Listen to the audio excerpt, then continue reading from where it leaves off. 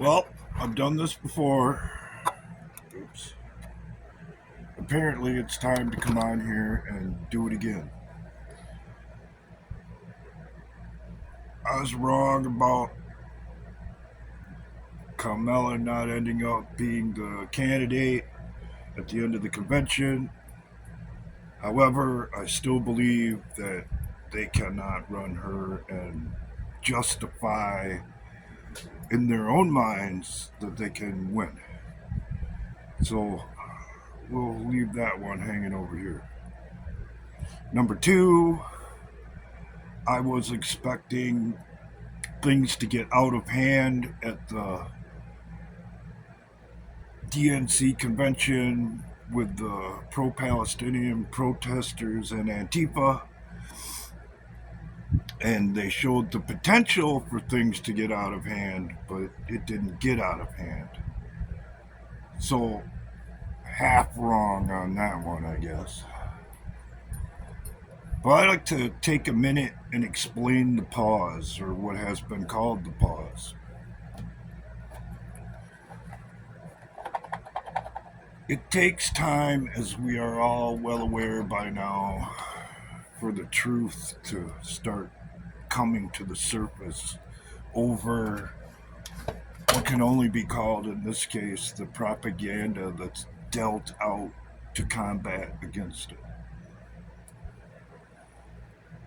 And you can see that part of it in the desperation with Dr. Fauci.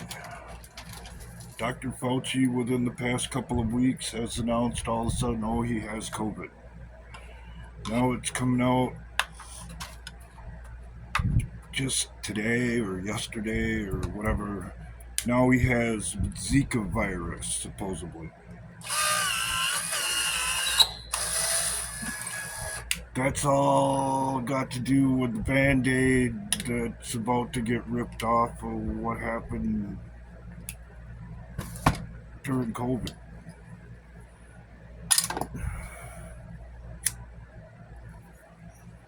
In a way, you can look at what's going on, not in a way, this is how it is, whether you want to believe it or not. There's a war going on internally inside of our government. And to us, it's a Cold War. But to them, it's fought with different kind of ammunition.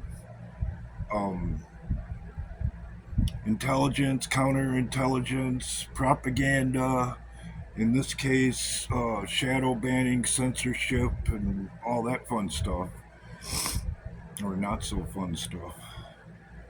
And that's their ammunition. The covert side of this, meaning the people who want to institute a communist system inside of our country, they're running out of ammunition. And a whole bunch of stuff that they've done over the past 6 years and beyond, actually, is about to come to the top, and they don't have the ammo to cover it. And that's part of the reason why I think that whoever you think you're going to be voting for as a Democrat is not the person who's running for that office at the moment. I ran into today what I consider to be a horrifying prospect, at least for me.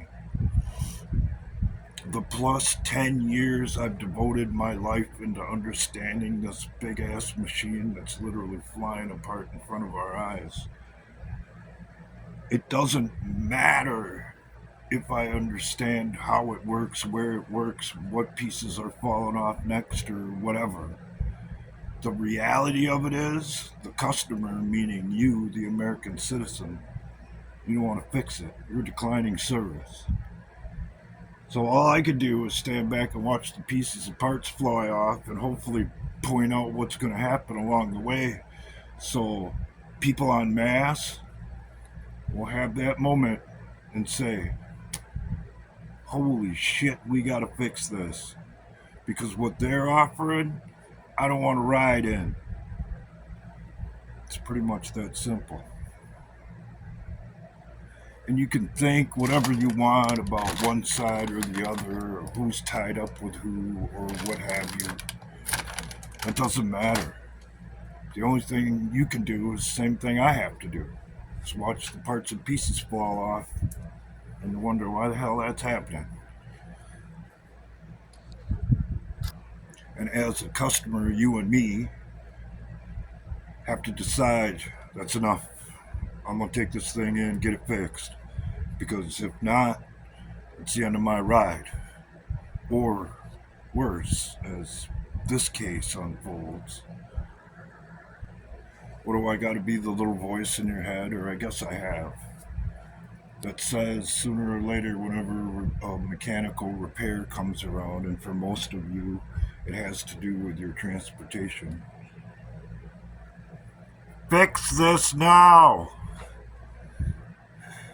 Because that's where we're heading. That's where we ought to be.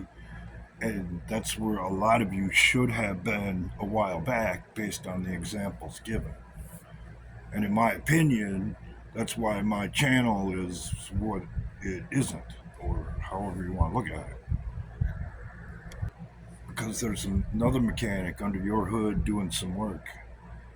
And he don't want you, they don't want you, or whatever the hell they identify as don't want you to find out what they've done, the mistakes they made, and where they screwed up. And not that I want to copy anything Richie from Boston ever did, but what do I got to do? Walk you around the yard and show you how I'm qualified to assess this machine? All right, I'll do it. The homemade gas tank to run the van that's so rusty the gas tank rotted out.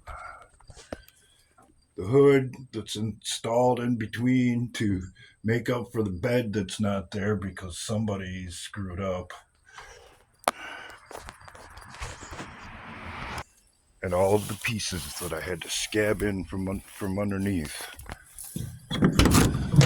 So I can use the damn thing to haul wood. Or maybe the old 99 Buick that was smashed in so bad from a big ass Wisconsin whitetail, nobody thought it could be fixed. Well, obviously they don't know me. I run the island of misfits. Case in point, every mechanic, car guy in a 2-county area told the owner of this car that it was junk and he should sell it a lot cheaper than what he's selling it for. They said it couldn't be fixed. I've been driving this little car for 7-8 years now, and it don't owe me a damn thing, even though it's due for ball joints and front suspension parts, because I've drove the shit out of it since I got it. I told y'all before, and I've said it many times, it ain't just cars, it's machinery in general. I see everything mechanically and how stuff fits together and how it spins. And I'm telling you, and I have been telling you, that your machine or favorite ride of freedom is on the verge of flying the hell apart.